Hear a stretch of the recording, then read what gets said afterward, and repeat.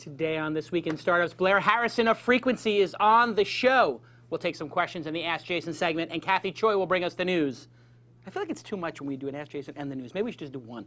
Anyway, we'll flip a coin and find out. All that and more right now. Perhaps some Tyler insights on This Week in Startups.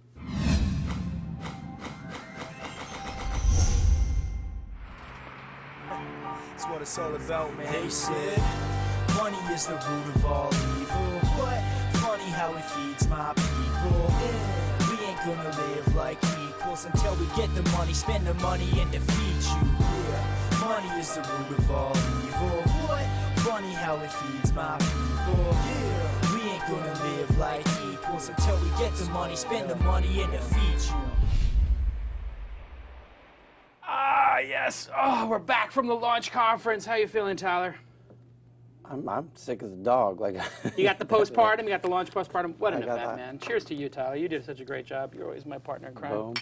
Makes life easy when you have Tyler with you. He just solves all the problems out there. But now that we've completed it, how do you reconcile the whole event in relation to the history of the TechCrunch events and everything? I thought it was awesome how there was Aaron from Mint was on stage judging. Right. It sort of ties the whole loop together, and then you like have full circle. Yeah, and then you have Jason Nazar come out. All these guys from the first year. First 3 years, yeah. First year, Dropbox. Especially the first year. Second year. Drew from Dropbox, Aaron from Mint, all on stage now judging and representing. It's cool. It's like a family now. It's incredibly cool. It's becoming like an alumni thing. It totally is. And there was a certain vibe of positivity there. But not even overwhelming positive cool vibe. You didn't have that sort of negative presence in the room. It was awesome. Yeah. There was no negativity or obnoxiousness in the room. That's all anybody could keep saying. Everybody kept saying this is such an incredible, joyous, positive event. I don't know the degree to which you get the credit yet. I think you will eventually. Right. But it's apparent to me and a few others, you're essentially doing this out of, Geary. Pure selflessness. Yeah, it's just for the joy and the fun of it. Exactly. I have to say, those 2 days a year are some of the best days of my year. Exactly. And also, in the rehearsal, I mean, you're with me all year long. Exactly. And people are starting to wonder. It makes sense. No, they're wondering about you being with military. Oh. People are like, oh, that's his personal trainer, which is like, the nurse, by the way, the Gaddafi nurse. Basically, yeah. Everybody assumes like that's like he's my masseuse. Anyway, I was just so happy. But the rehearsals and then seeing the companies, it's just like this incredible moment of joy when somebody launches a new product. Yeah. And I just love that. It's like the most exciting thing for me. It's like turning over. You get the nuts and you turn it over. It's like a boat. You hit the boat on the turn, and it's just like, oh yeah, I got the nuts. Boom! How you like me now? Yeah. Aces full of kings. Yeah, no, but it's I think people now that they're realizing your motive behind it, is not financial. Not at all. And that's hard for some people because you're an incredibly financially driven guy. Right. So they're assuming what's the catch? What's he doing? What's the hook? What's the hook? Yeah. And there's no hook. There is no hook. And I think that's what made it kind of perhaps difficult to have a business partner in that kind of way, because you were like, no, this has to be a meritocracy. This is a celebration of startups. Right. Keep the panelists pure. Let's just it's their day. It's their day. Well, you don't need to have Carol Barth saying F you on stage. You never mentioned Mahalo once. Right. And I think it's worth saying, it's the one context where you had a red carpet to roll out a whole bunch of, comments about this, that, and the other thing. And I just said nothing. And out of which goes just all that much further to highlight the fact that you're respecting this as their moment. Right. I did not need to bring up the controversy during their moment. There was not even a hint. I wouldn't take the bait. And people tried. Go to the tape. Go to the tape. There's nothing in there. And it's because, this is just worth saying, it's like, normally you'll take that bait any day of the week. Oh, yeah, no, I'm willing to engage. You're the last on person. Twitter, You're the last 1 o'clock person. in the morning, I will mix it up. Oh, yeah. Absolutely. But when it comes to their day, right, which is what that event is all about, yes. And I defy anybody to say there's a better event, a more a better platform where somebody's willing to give everything they got To launch something. to help you Yeah, with, there is no better- there with is- no expectation in return. No expectation, absolutely. And It's a unbelievably beautiful thing. And, Yeah. and that's why everyone is going around being like, this is unbelievable. Yes, It's yes. so positive. It was a very there's positive. There's no bullshit game of anything going on. Exactly. I'll pay the 20, whatever. you pay the 20 for the 5 minutes My in and 30 pleasure. seconds. Because you're gonna beep that it. event is Hey, just, so I could go on for days about you it. could. It was a great event. Hey, Mo, were the sponsors happy, Mo 3000? I brought Yes, Mo 3000 on the program. The sponsors were very, very pleased, and I'm still getting emails from them saying how much they liked it. So success on that end as well. Success on that end as well. Mo was very happy. The sponsors were happy. And one sponsor that will be very happy, Mo, is .co. Are they happy now? They're extremely happy Why are they happy? because we do a great job representing them, and they have a Wait a great second. product. We? Who does the ad? Jason Calacanis does a great Exactly. job. And I'm going to do the ad representing right now. .co. What do you know?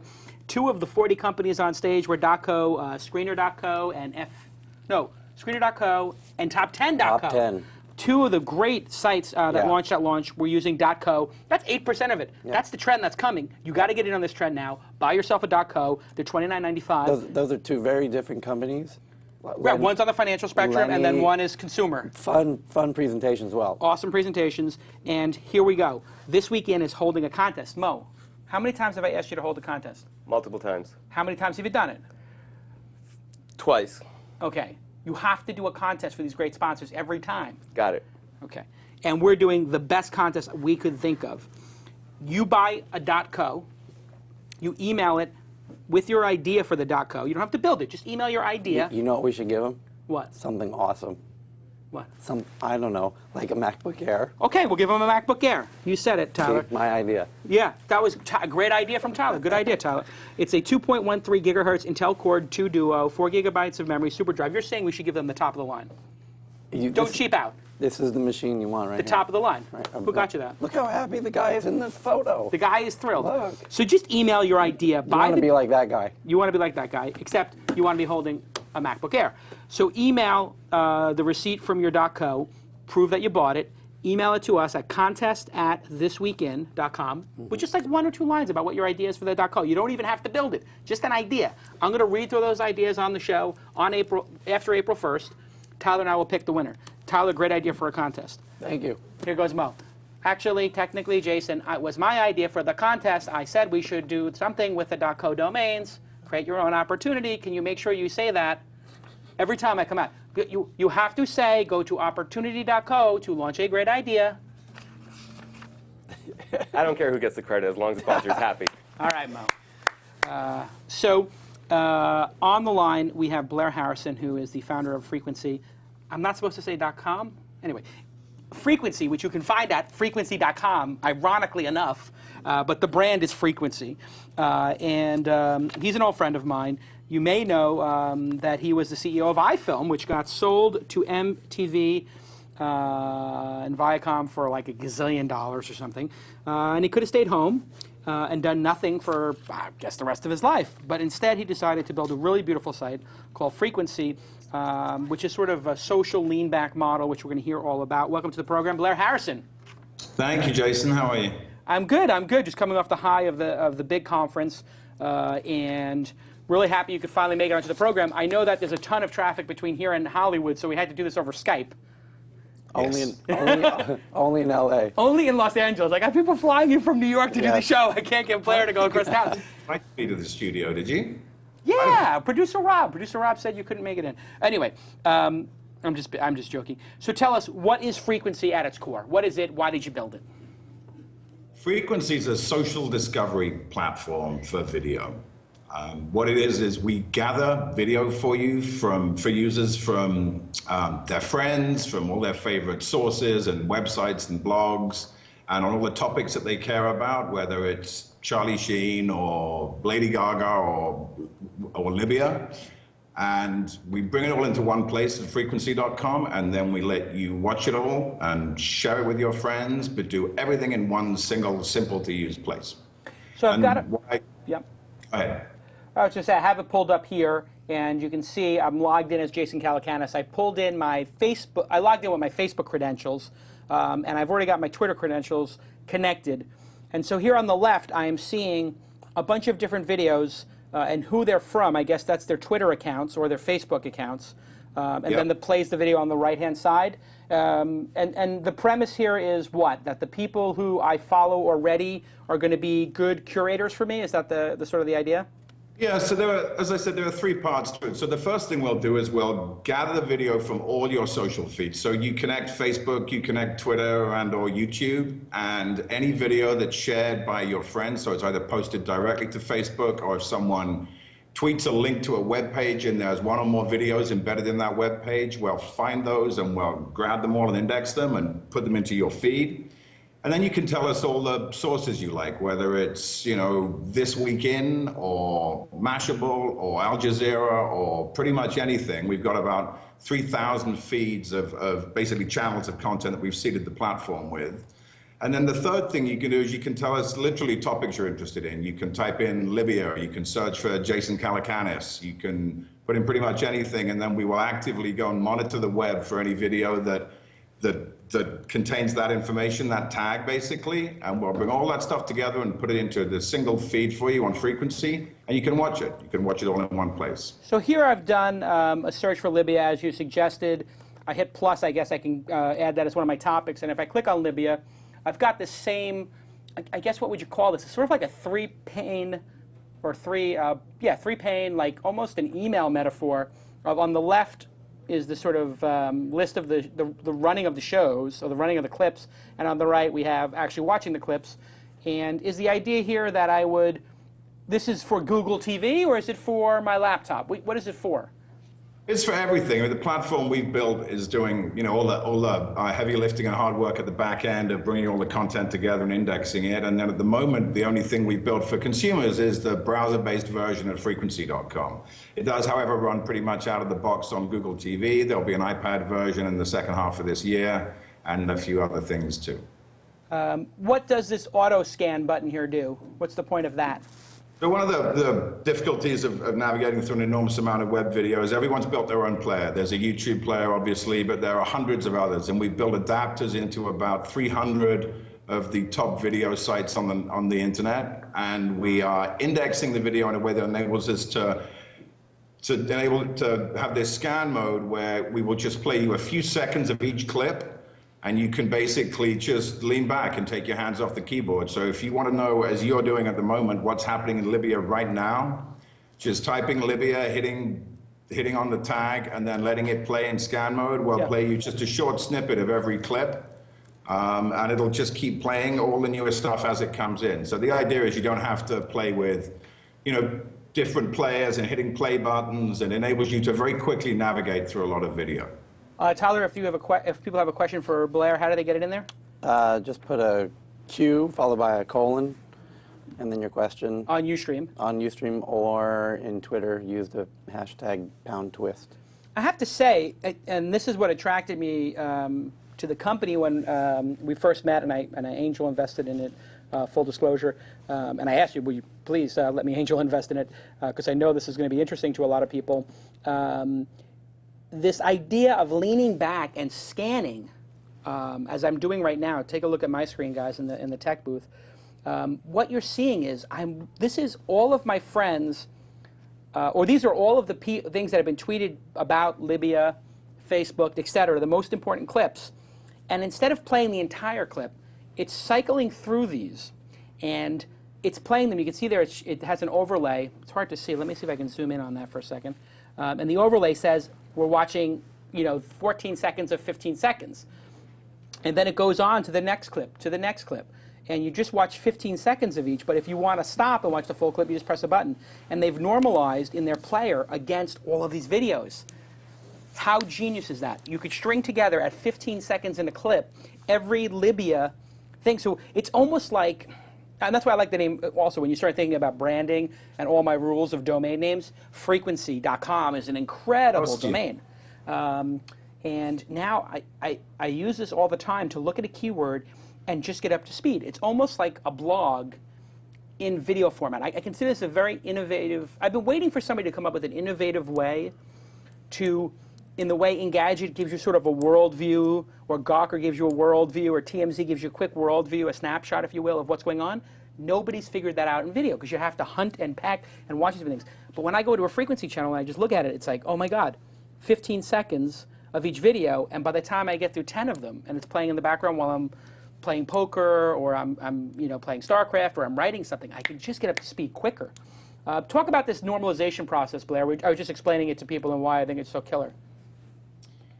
Yeah, well, what we do is we go and grab a small excerpt of each video, and we can play up to 15 seconds of each video. We can play 5 or 10. So in the near future, you're going to see sort of different modes. So almost like speeding up a DVD player.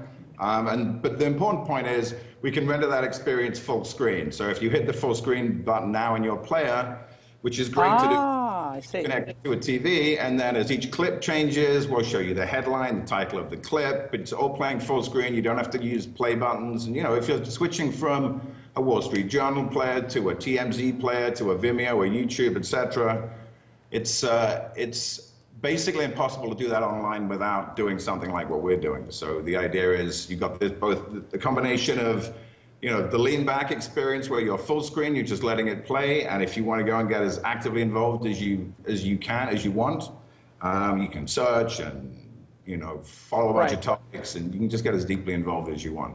And I love this feature where if you can do my screen side by side with my picture, you see. Can you do me side? Hey guys in the booth, me side by side with my laptop? Is that possible? Yeah, you go. That's what I want to see. I love this view on the show because I can be talking. You can see me talking. And I can point over like it's right here or it's right there. No, it's right there. No, it's right there. Right there. That's perfect.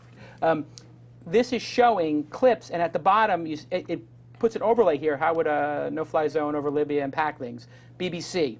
Just 15 seconds of it, and you've normalized it so I could sit back and watch this and have it running. I mean, such a brilliant idea. How did you come up with this idea? Where did this whole concept of, creating a frequency for a keyword come from? Well, the basic idea was that I was just incredibly frustrated with how hard it was to find and watch video online, and we all spend an enormous amount of time watching it, but it's difficult. And there's a place where I go and check my email. There's a place I go and check my social feeds. I have bookmarks and RSS readers, and I have myriad tools for accessing pretty much every other type of content online, but nothing for video. The process of watching video is just cumbersome. And I thought it was a strangely unsolved problem that needed solving, so we set about solving it, and I think we've done a pretty good job. I mean, it's unsurprisingly, but it's the only place pretty much that I now go to catch up on video and to see what's happening, and you get this incredibly sort of visceral feeling of a real-time beat of what's going on in the world. I mean, now I've got my feed set up, I can go there, and pretty much any time of day I see exactly what's happening in the world, whether it's from a handheld camera that someone uploaded to YouTube and then shared on Facebook. I mean, right now, this morning, I had videos from a friend of mine in Tahrir Square in Cairo who's posting videos to Facebook, which I might have seen, but I probably wouldn't have done because he's not in my top stories view, and other people tweeting videos that get buried in pages, and just elevating, bringing all the sort of video essence out of this sea of stuff that's already in my life was a somewhat logical step, which is why I did it. And the whole topic thing, you have to somehow normalize all this data. Is this some tremendous storage problem that you had to solve to take 15 seconds of each clip? And how do you know which 15 seconds to take? Is there any intelligence to that process? Yeah, there's some intelligence. We try and take what we think is going to be a representative sample. We look at the video and try and figure out if there's a lot of titles and graphics and intro stuff that doesn't really add to the, that isn't the meat of the video. We try and eliminate that. And then we do a lot of semantic processing to try and figure out what the video is about as well. We read the text of the page it's encapsulated in, or the Facebook post or the tweet, and then we run a bunch of sort of semantic technologies to figure out what's being said, and we try and come up with what we think are the really essential sort of topics and tags that describe it. And it works pretty well. I mean, it's, there's some noise in there sometimes, but in general, it's a fabulous way of finding out, what's happening with a particular topic. Like if you type in Jason Calacanis, you should get a pretty good set of results, which I'm sure you've done. I have done, and I'm actually doing New York Knicks right now, and they got that, who's that kid who does all these funny YouTube videos where he lip syncs? and I guess he's got some disease where he's sort of smaller or whatever. I don't know if it's dwarfism, whatever, but I guess he's doing something with the New York Knicks. So I typed in the New York Knicks. I didn't even know this was on there. I didn't know he did a Go New York song, but that's actually kind of delightful for me. And I would never have found it if I didn't have the frequency, because I would have to search 10 different places. Obviously, it's on YouTube, but man, there's all these other sources being indexed. What is the, is there a partnership possibility for this kind of stuff with content providers and networks? Like, would CBS do this for, CBS News or CNN? Like, I could see that this would be, for me, the sort of promise of interactive TV was always something like this, but they never built it. CNN has not built it. So why can't I take Charlie Rose or CNN and just watch it with those 15-second clips and then stop when I want to, watch it or something? Yeah, or put slightly differently, what we want you to be able to, we want to be the place that you come to see what's available, and then when you want to watch something in full, we want to hook you up with the content provider in whatever form makes business sense for them. So what we do, if you want to watch a full clip, is we'll just load the player of whoever the third party is. So if it's a CNN clip, we'll just invoke CNN's player and basically hand off to them and say, do your thing, play your video. And if they want to run ads, they run ads. And so we protect the business model of all publishers, of all content providers. Yeah, there's really no downside for them of you playing a 15-second clip that links to them, and they're syndicating their video anyway. So they have, what has the reaction been from the major media companies? Have any of them called you yet? Have any of them noticed it? Some have called, and everyone who's called loves it. I mean, we're driving traffic to a thing that they make publicly available. And, and the numbers are great. About 20% of short clips yield a view of a full clip, so everyone's happy with that. And we are exposing the video from a lot of places that may not be getting that much video traffic to an audience that's doing nothing but watching video online. And the numbers for frequency are extraordinary. People watch about 20 clips, 20 sort of preview segments every time they come, and watch sort of 4 or 5 full-length clips. So we got great session time, and people just continue to engage with it more and more. And a YouTube visit is usually what, 5 clips or something like that? I don't know. I think they're still pretty good. I think they're about, it's probably about fewer clips than that, but people tend to watch a little bit longer. Obviously, they watch, I think a few minutes of each clip or something. So you were part of web on the video before YouTube. You did iFilm, which was doing short clips on the web before YouTube existed. I think it wound up getting sold for $100 million to Viacom or something. Sadly, not quite. What's that? Sadly, not quite. Not quite there. Half that. But you guys sold how long before YouTube started? So the month that our deal closed, which was October of 2005, was the first month that YouTube's audience was big enough to be measured by Comscore. So I think they just crossed 100,000 visitors, and we were at about 12 million. Wow. And then by the first quarter of the next year, they were at about 10 million. So now, if you had kept going, would you have been able to create YouTube, or was there something in your strategy that didn't unlock the power of video that they did? When you look back on it, reconciling it now that you're not so close to it. Yeah, I think YouTube was one of those rare bits of lightning. It was an extraordinary thing. It was only trying to do one thing, and it did it exceptionally well, and it always worked, and it worked on every browser, on every computer. And that was pretty much lightning in a bottle, and I think it was hard for anyone, including iFilm, to compete. And we were doing different things as well. We were a much more sort of programmed, curated service, and we all know what YouTube was and still essentially is. And no, I think there were different things, which is one of the reasons that frequency has such a great opportunity, because despite the fact that there are billions of videos being watched every day online, it's still surprisingly difficult for people to discover stuff. I mean, most of us discover stuff that's sent through links and emails and tweets and Facebook posts, but to actually have a place where I can go and get an experience that's personal to me and is exclusively in video form, it hasn't been done. And you and I, and everyone else who works in the internet industry, if there is such an industry, knows that the incumbents tend not to do what's necessary to make change for the new platforms and new ways of consuming media. we're excited as can be about what we're going to do on the iPad, because that again is going to be completely different. It feels this feels like an iPad app to a certain extent. Doesn't it? Yeah, I mean, did you design it for the web, for the iPad? Is that the strategy? No, we designed the browser-based version for the browser, but we've been acutely aware of the importance of the iPad since we got our paws on one, and everyone sort of mimics scrolling frequency clips right to left across the screen, and that's what we want to build, right? The idea of having this real-time feed in my hand that I can just flick through from clip to clip is sort of obvious and still missing. And unsurprisingly, we want to take what we've done online and take it to the iPad. Is there, and Tyler, do you have some questions? Yeah. Okay. I just have one question before Tyler gets to his. Is there a master feed theater, if you will, of the entire frequency community where I can just watch one feed that is just kick-ass and awesome, but I don't put in a topic and it's not my personalized? It's just sort of, here's a stream of everything that's happening at the moment, like a CNN of the web? Yeah, we've got one, but we haven't exposed it. And we've got one which is basically a real-time view of the most watched stuff right now. So the stuff that is, well, there's a few views. There's what's being watched most, there's what is appearing in most people's feeds.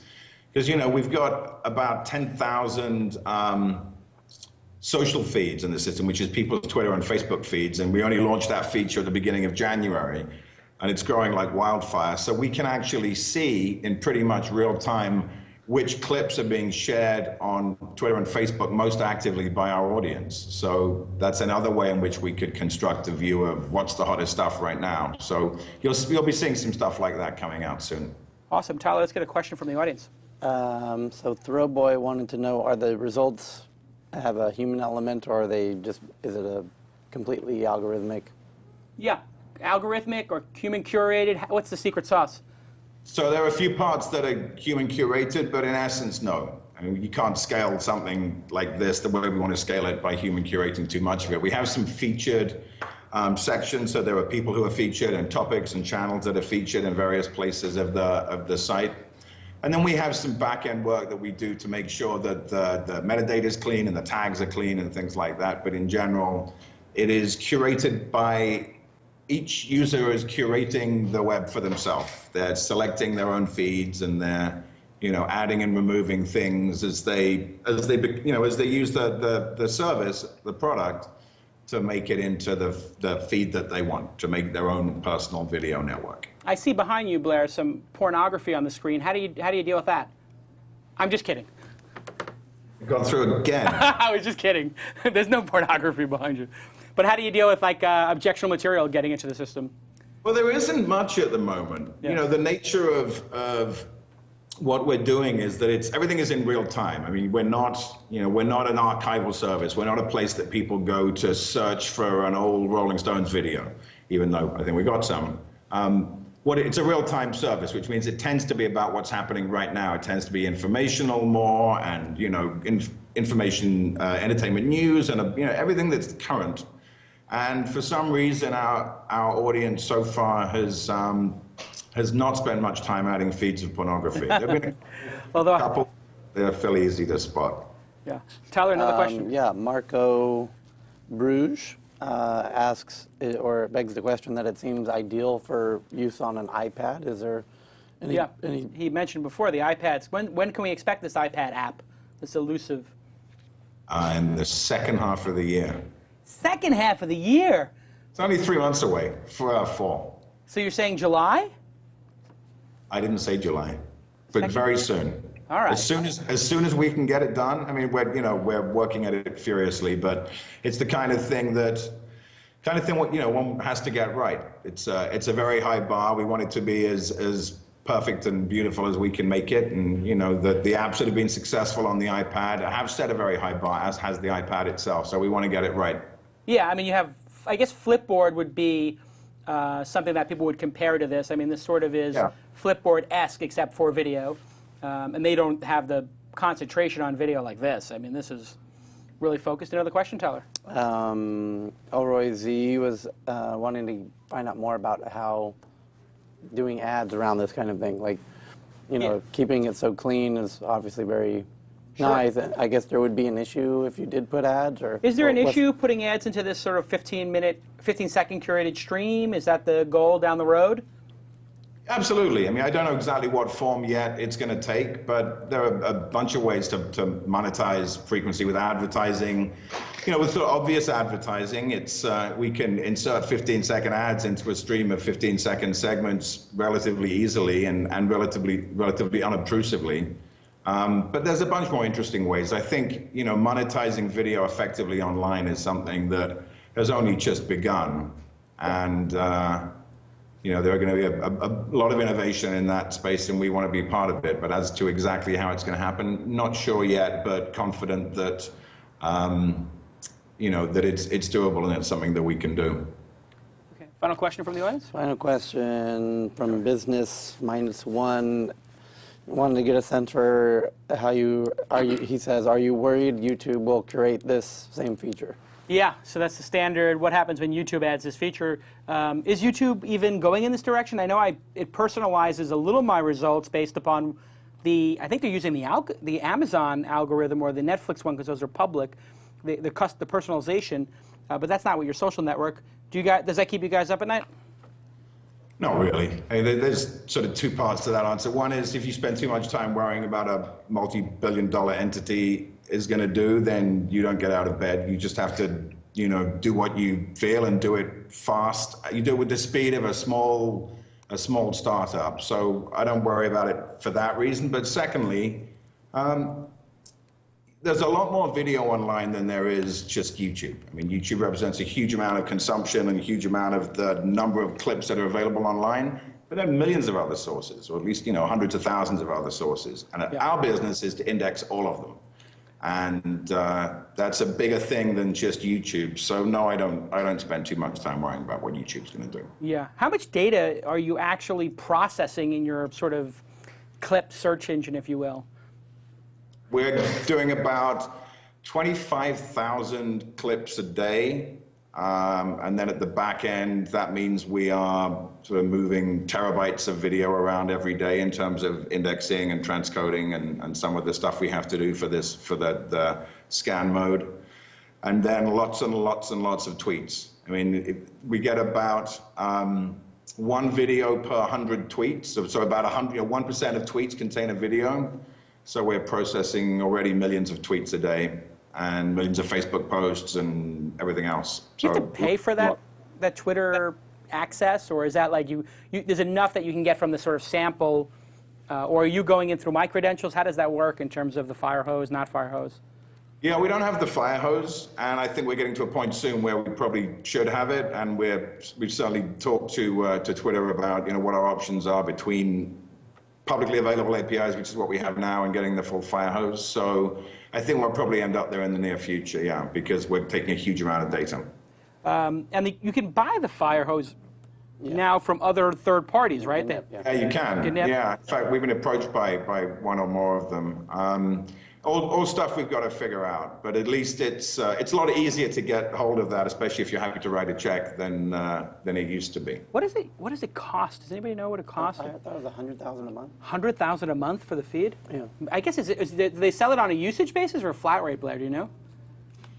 I don't know. Yeah. I don't know. I imagine if it's the fire hose, it's probably all of it, right? You probably just get it all, and for now, you know what? I actually don't know, so I probably shouldn't hypothesize too much. Interesting. I think time is more than us. Yeah. Continued success with it. It's an amazing. Where are you at? 2.0 in the product, or 1.1? Yeah, one and change. This one came out. We had a prototype out in the middle of last year, May of last year, and we had a few 100,000 people started using it. We're now closing on 1 million users, and we launched this version on the 5th of January. Well, continued success with it. Everybody go try out Frequency at frequency.com. Great domain name. Yeah, just log in with your credentials from Twitter and Facebook, and you'll have that Flipboard-like, or newspaper.illy, or whatever that site is Paperly, that I get like 1 million tweets from a day. You'll have this amazing experience where you're like, oh my God, my friends are curating my feed, and it's more interesting than anything on cable. It's like the current TV you never had. Congratulations on the 1.1 and continued success, Blair. Thank you, Jay. Talk to you soon. Talk to you soon. Cheers. Thanks, Tyler. Bye, guys. Yep. Cheers. Really great startup. Yeah. And well put together product, and I love the product focus. That's always It feels very like this is what the future of video Yeah. is like. It's the first thing I've seen that's like that. I feel like I'm looking at something I'm going to be using a hell of a lot of. Yeah, you feel like you could turn your TV on and just be like Rolling Stones, Bob Dylan, and it's just going to start playing clips that are interesting or your friends did, and you're going to watch 15-second clips and you go, oh my God, this looks interesting. Somebody's doing a cover of a Rolling Stones song or whatever, and like, where did this come from? And I can now tweet this. Like, what is this Rolling Stone Carmen Electra mashup that somebody made with Carmen Electra in, I guess she's in her underwear. Like, I would have never seen Carmen Electra in her underwear doing Harlem Shuffle. I don't know if I need to see that. Anyway, very interesting startup and a very good focus on product, not unlike our friends at Squarespace, who have an amazing focus on products and have done an amazing job building the Launch.is site with us. And I am just moving. We're going to do another conference. I think we're going to do the hackathon. And so what I want to do is I want to make a website for the hackathon. Launch Hackathon is the idea I have. Mo's jumping out of his seat right now. Oh, have you decided who's going to sell the sponsorship for the hackathon? I think I could sell that very well. I have a demonstrated scale set in da-da-da-da-da. Right, Mo? Of course. Mo. Unbelievable. Squarespace, they do an amazing job. I'm going to use them for hackathon, I think. I got the really good domain. I tried to get the hackathon.com domain, but it's not available. But HCKTHN was available. So Not I got Space that. Camp. Space Camp. No, I'm not going to do Space Camp. I don't know anything about space. But Launch Hackathon is going to... It's for the kids. I'm conceiving of Launch Hackathon, and I want to make a separate site than Launch.is for the hackathon. Boom. Where 500 hackers come and build stuff and then meet angel investors. Boom. Great idea. And it's a great idea that's going to be made possible by Squarespace. I'm going to start building the site in the next week. 24-hour support, full-featured iPad and iPhone apps, recently updated, of course. www.squarespace.com/twist and get a 14-day free trial with no obligation. That means you don't have to put your credit card in, right? Correct? That's Correct. what no obligation means. Correct. Thank you, Mo. What else should we talk about, Mo, on Squarespace? Go ahead, you do the commercial. It's an amazing product. I mean, anybody could go in there and plug and play, and you don't have to be a coder, you don't have to be a designer. You can go in there. My sister, who runs a nonprofit, who doesn't know how to use computers at all, I've basically recommended her to go use Squarespace, and she's playing with it right now, and she should have a site up in the next 2 weeks or so. And that's somebody who doesn't know anything about computers. So, wow, look at the pitch man over here. That's it. Did I do a good job on the Squarespace pitch? I think I did an adequate job explaining it. I used a real-world example. My sister, people can connect with that on an emotional level because I love my sister and I gave her a product I love. And I love Squarespace even more than I love my sister. No, that you went too far. No. Maybe I went too You far. crossed over. I crossed over the line. I have to apologize to my sister. I will send her some flowers. Okay, Mo. All right, poor Mo 3000. Anyway, Squarespace, we love you guys. Thank you so much. If somebody, I don't know, the next 10 people who build a Squarespace site and tweet it, I'm giving them a This Week in Startups exclusive bag that money cannot buy. Go build a website, tweet, I just built this website, pound twist, I'll give you a bag. Let's do an Ask Jason really quick.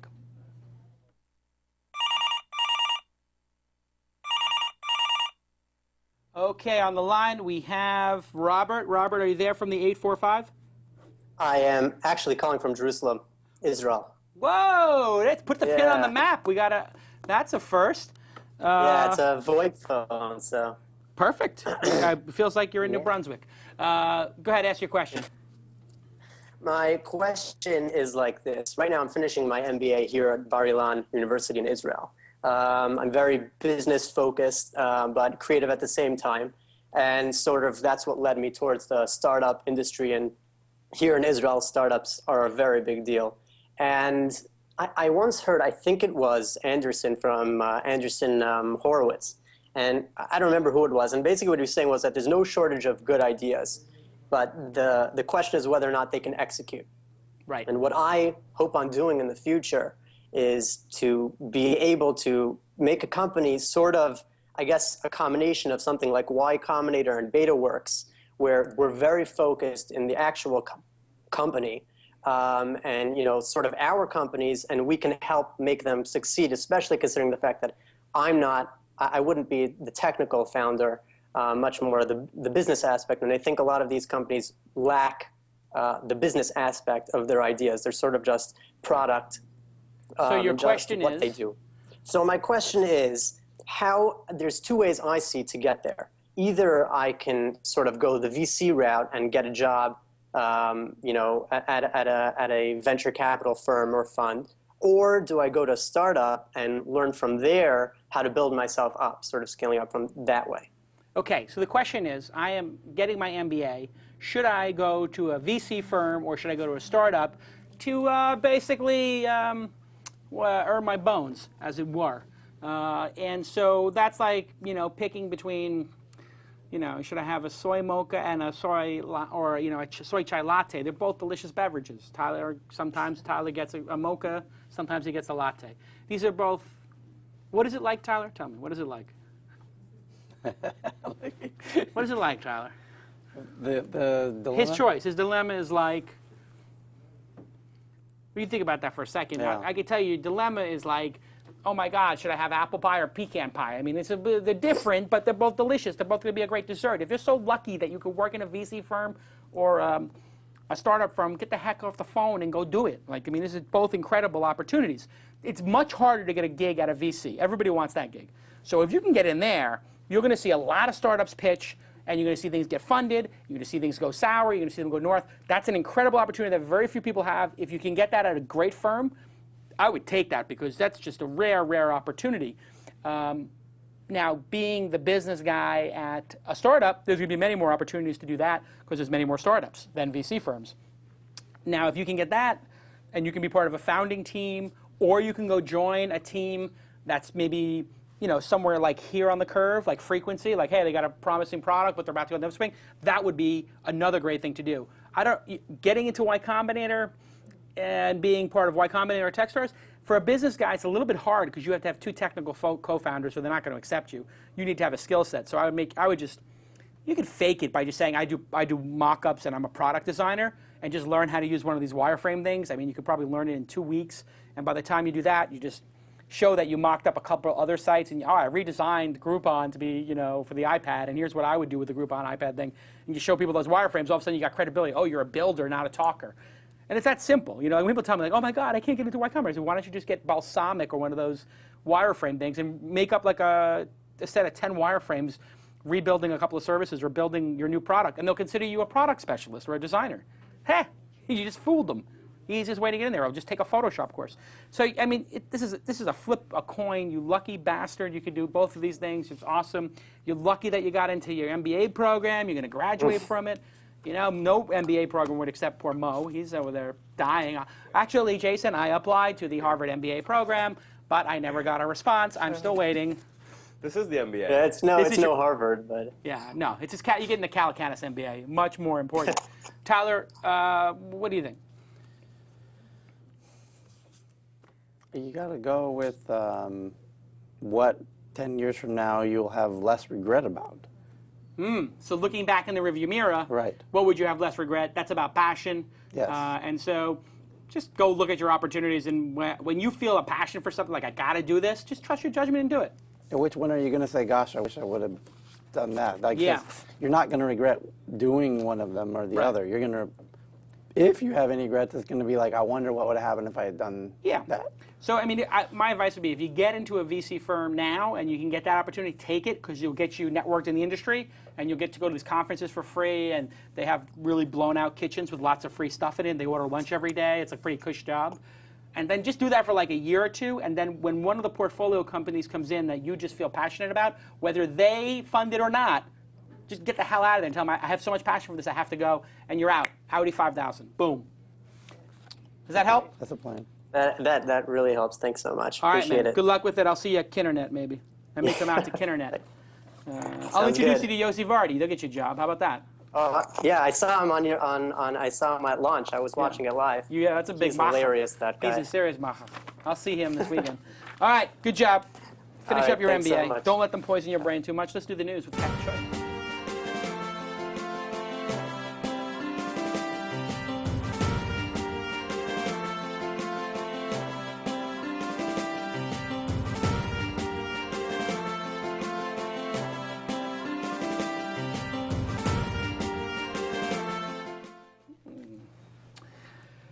Okay, Kathy, what's in the news? Well, the first thing I want to hear about directly from the source is obviously about the launch conference. What happened in San Francisco? It was amazing. Great companies launched. I think we had 46 on stage, and some I have of them a few quotes that I wanted to share. Oh, here we go. In my experience, the TechCrunch 50 and launch were very similar, although the launch conference felt a bit more streamlined and the startup section was a bit more diverse. Ah, okay, that's nice. Who was that from? I don't have the exact. Oh, I don't have the exact person. It's all actually. This is all actually from Quora. Oh, wow. There was a question put up there that said, "Was there a big difference? Was it worth it?" The company presentations and Q&A after each were very high quality, with genuine interest from the panels and experts to help the companies. Great. Oh boy. And then the third, if you launch at TechCrunch events, you're guaranteed to get coverage in TechCrunch, which is the only benefit they saw of actually launching there versus. If only there was another publication. So, so there was generally pretty positive feedback It was from the community. Amazingly positive, and I mean, the most important thing, our customers are really the companies at the end of the day, and those 46, 47 companies are writing. They got on stage, and then the 90 who were in the pit, in the launch pad with everybody else.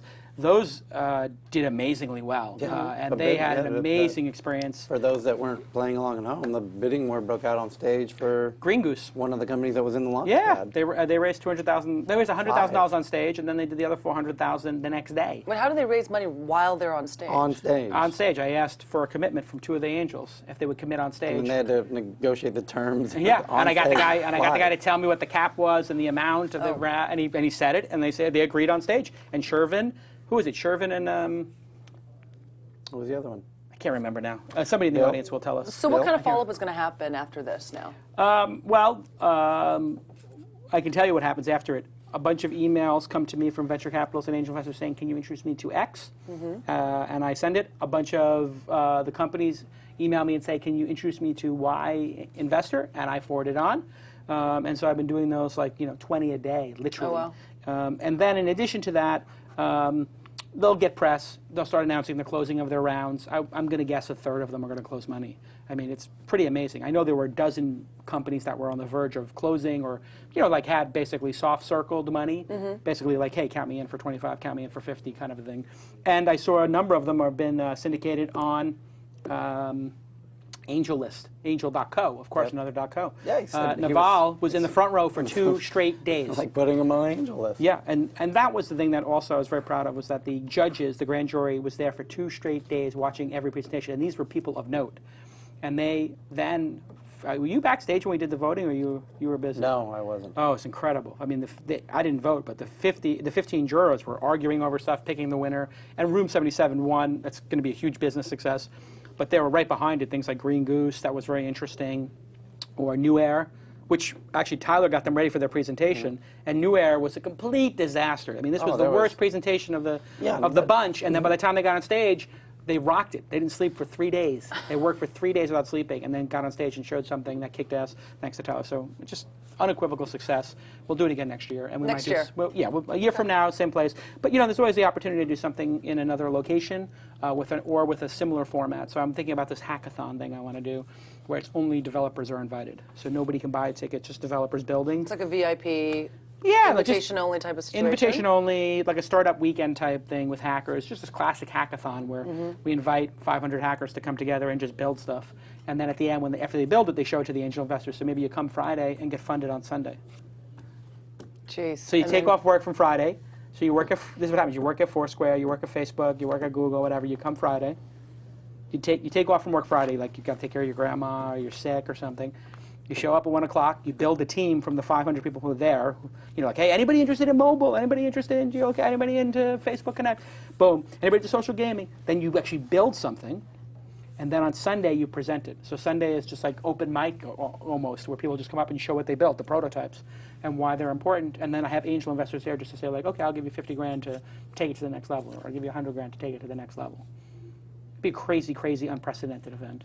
Matching the Open Angel Forum with a hackathon. Boom. So when is this hackathon planned for? I don't know. Okay. But it's what I want to do next. It's all in the works. It's all in the works. I just decided to do this yesterday or something. Next story. Let's do an actual real news story, not about us.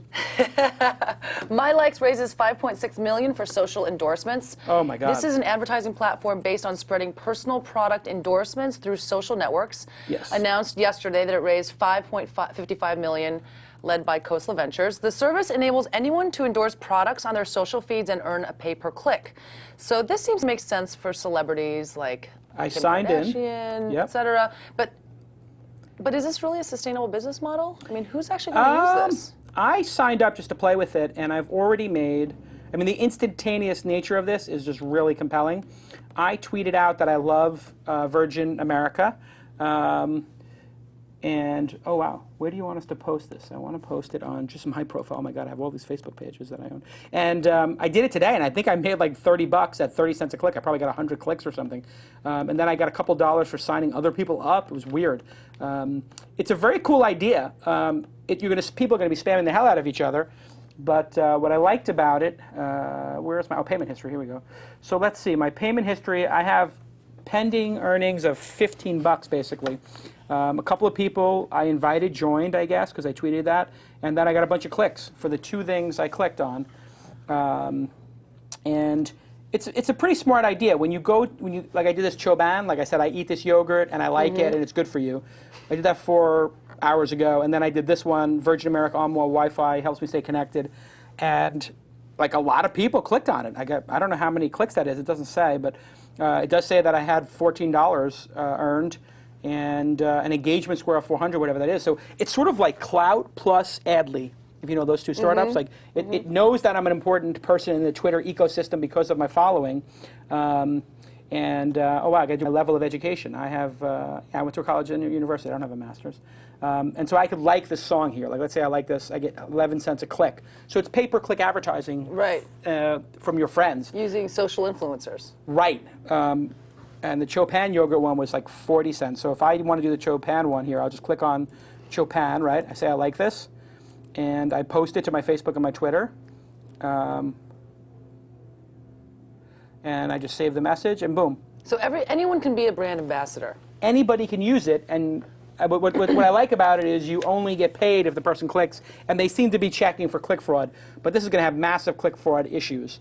But I'm sure this Chopan yogurt here, which has 21,000 views, I'm sure they're paying 40 cents a click, and what this is doing is it's going to totally screw up all of the search engines, because the search engines are using Twitter and Facebook to look for signals of quality, and now they've basically found a way to pay for links. So this just F's everything up. It's crazy. This is a very innovative idea, and it's going to cause all kinds of disruptive problems. I like it. I mean, I hate it, and I hate people selling their Twitter things and spamming their friends with ads.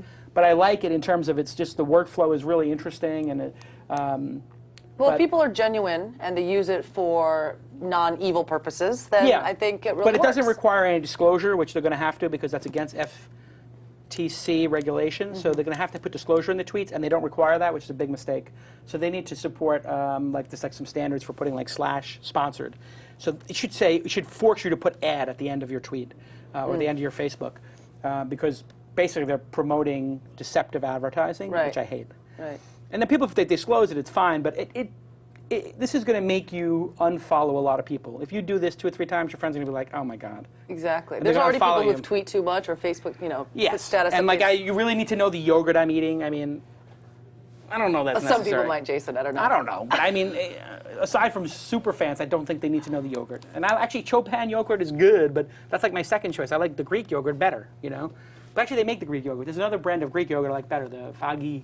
Oh, the Fagi. Yeah, I know what you're talking about. I think it's pronounced Fagi. Anyway, I like the Fagi yogurt better than the Chopan. Next story. In a study by Flurry Analytics, it was found that women now play more games than men on mobile. 53% of gamers on mobile are women compared to the 40% who are male mobile gamers. Women are also older, they make more money, and for the majority are Caucasian. So I just bought an Xbox over the weekend because I'm still in love with this game, Dance Central. Scouring the web for games. You played Dance Central? Oh. Really? Jason. I'm going to get you in here with one of the video game guys, and you're going to be dancing to make some money on these ads on YouTube. Dance Central is a fantastic game. It's with the Kinect. Yes, with the Kinect. So it knows what moves you're doing, and you just dance it out. Exactly. It's a great workout. There's no surprise here with the casual games. I play Bejeweled 2. Okay. And Bejeweled 2 is like this addictive, like, Yes. Tetris type game. Yes. And so I have OCD or whatever. Whenever I have like I'm online or something, I just play it like a game for a minute. But they charge you $8.99 for 1,000,000 jewels, and you need like 15,000 jewels to play the game, coins to play the game well. So you get like, I don't know what it is, an hour of entertainment, or 2 hours, maybe an hour and a half of entertainment using these coins for $8.99. And I was like, I'll never buy those.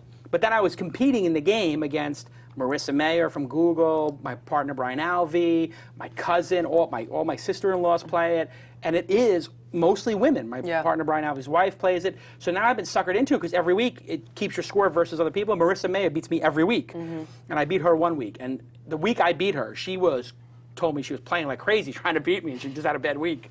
And now I've done it 3 times. I've bought virtual currency for $8.99 each, and I never did that before. I spent $27 on this effing game in 2 months. So it's a huge market, but it's bringing joy to people's lives. So if you go see a movie for $15 in LA or $12 around the rest of the country, and that gives you 2 hours of joy, you can spend the same amount and get probably the same amount of joy out of playing these games. It's a no-brainer. Is there a company that's figured out how to market towards women? Why can't I go online and find a game? Oh, they have.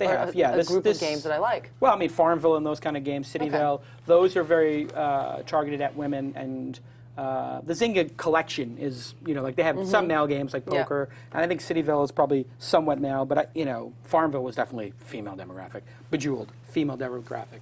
Those casual games, or those building your city kind of games, which seem to break the crescendo when your empire gets too big to manage. There's too many screens, too many things to harvest. People give up because it's like, oh, this is becoming too much of a chore, which is what I did on We Rule. I was like, this is becoming a chore. Right. It takes me it used to take like 15 seconds, 30 seconds to play the game, and I could put it away for a day. Now it's like 45 seconds, a minute and a half. But I don't have that. But yeah, that's why casual games are a big business, and that's why EA and those kind of places are really scared, because they produce these $100 million games and have to sell 1 billion of them, or they spend $200 million on a game, Call of Duty, whatever. And meanwhile, you got people like Zynga or the Bejeweled people or NG Moko making $1 million games or $5 million games that then make hundreds of millions in virtual currency. Yep. But are these games then typically they're just cataloged as casual games, not really games for women? Yeah, they're just casual games. Plants vs. Zombies, all the stuff you see, Cut the Rope, Angry Birds, and some of them are crossover, but women, it's not that women play these games more than men necessarily. I think they play them equally or maybe slightly more. It's that women don't play the other games. Yeah. Like you don't have women playing Call of Duty. That's like 90% men. Or Halo, 90% men. Don't want shooters, no blood, no fighting, no zombies. Some. So I think the zombie thing appeals to some women.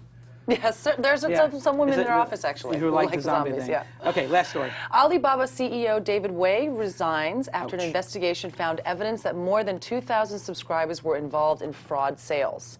Now, they weren't found to be involved at all, but David, along with the COO Elvis Lee, quit to take responsibility for this. It seems that more than 100 employees knew exactly what was going on at the company for several months, but sitting on it. Is this something that could ever happen here in the U.S.? This is something that's definitely happened here in the U.S. I mean, sure, there's all kinds of online fraud going on, but I don't think it's happening at a Google or a Yahoo. You have to remember, this is the first wave of Chinese companies that are run in an entrepreneurial global basis.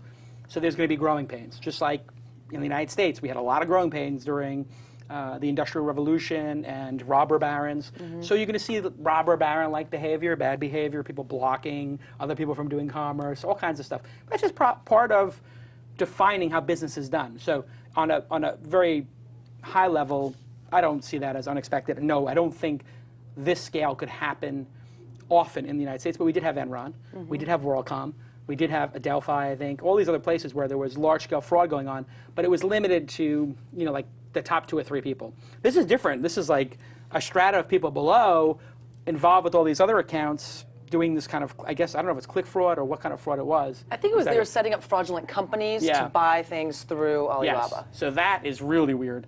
That gets to the sort of Enron coordinated fraud kind of level. But these people must have owned Alibaba stock, so they're trying to get the stock to go up, and Alibaba stock is at. They were getting commissions essentially on all the sales that were happening. Oh, great! So that would be like the AOL. I think Purchase Pro is the name of it. AOL had a huge round-tripping scandal where like they would go to a startup and be like, "Oh, you give us $50 million to buy this portal deal, and then you buy $50 million worth of advertising with us, and we'll buy $48 million or $40 million worth of your software products to your software as a service." And you had these like weird what they call round tripping. So it makes it look like everybody's making all this money, but meanwhile it's just money flowing between accounts. Right. And so is that illegal? Yes, but does that happen often in business that people say like, hey, I want you to buy from us, but we're going to buy some stuff from you? Yeah, so I don't even understand how that becomes a problem. It's when I guess when the services are so great and the cost is so much in line that it feels like it's quid pro quo. But yeah, I don't see this happening that often. Well, what about the fact that the COO and the CEO actually resigned and had to take responsibility for that? I think that's a uniquely, Tyler would probably know better than me since he knows Asian culture better, but that's a uniquely, I think, Asian thing where, like, in our country, it's like, well, I didn't know, so therefore I'm off the hook. Technically, you can't catch me. You know, Goldman Sachs, all these other people are like, yeah, we didn't really know, you know, and you have to prove it. So, you know, spend the next 8 years proving it, and maybe I'll give the money back. I think over there, it's like, you can take your money, but you gotta, you know, you gotta split. So it's probably like a preemptive, like, no, I don't want to go to jail kind of thing, get out of the country kind of thing. Is it saving face, maybe? No, I think it's, in China, they make examples of people like this, and they go to jail for a long time. Oh, I see. Yeah, that's what I think. What do you think, Tyler? Things are a little bit more like people take their punishments, you know, it's like... With honor.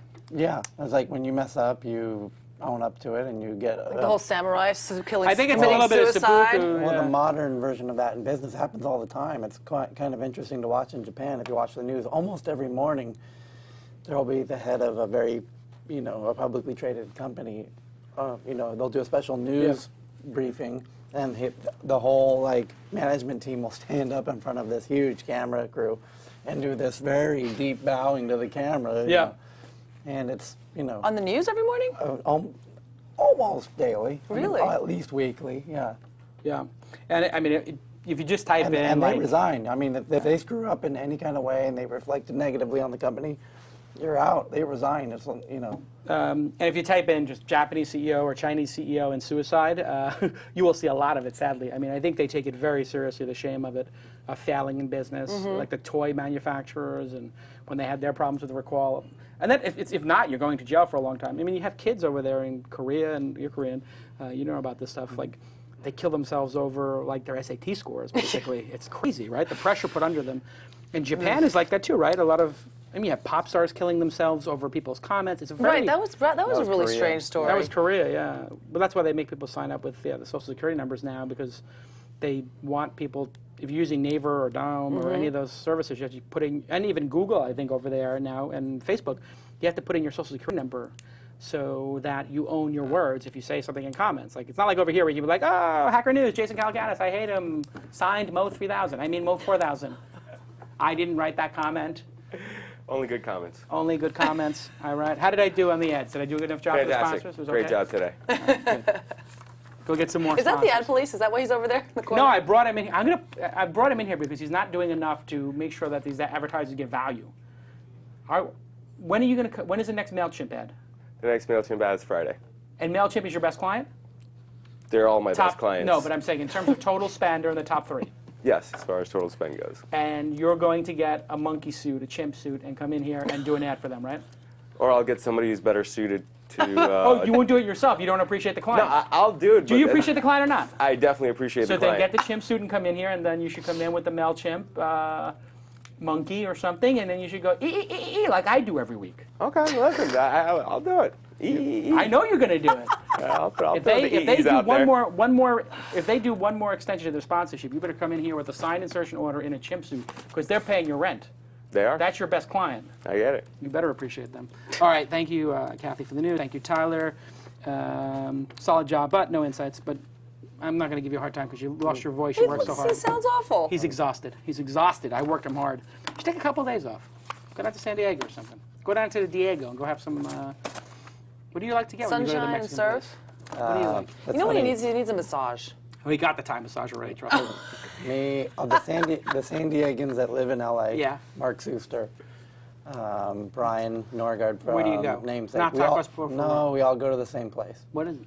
It's a place called, I don't want to say. All right, It's a you tell me local- off air. Tell me It's off a air. locals place. But tell me fair, because I want maybe we'll go there now. Because I want to Are we get talking something about good. massage right now? No, we're talking about Mexican food. We're talking Like, about, you guys are gonna go get Serious? massages together right now? No, we don't get massages. No. But he does have a good Thai massage hookup if you need it. Okay, thank you, .co. Thank you to, well, who was the other sponsor? Squarespace. We'll see you next time on This Week in Startups. That's what it's all about, man. They said money is the root of all evil. What? Funny how it feeds my people. Yeah. We ain't gonna live like equals until we get the money, spend the money, and defeat you. Yeah. Money is the root of all evil. What? Funny how it feeds my people. Yeah. We ain't gonna live like equals until we get the money, spend the money, and defeat you.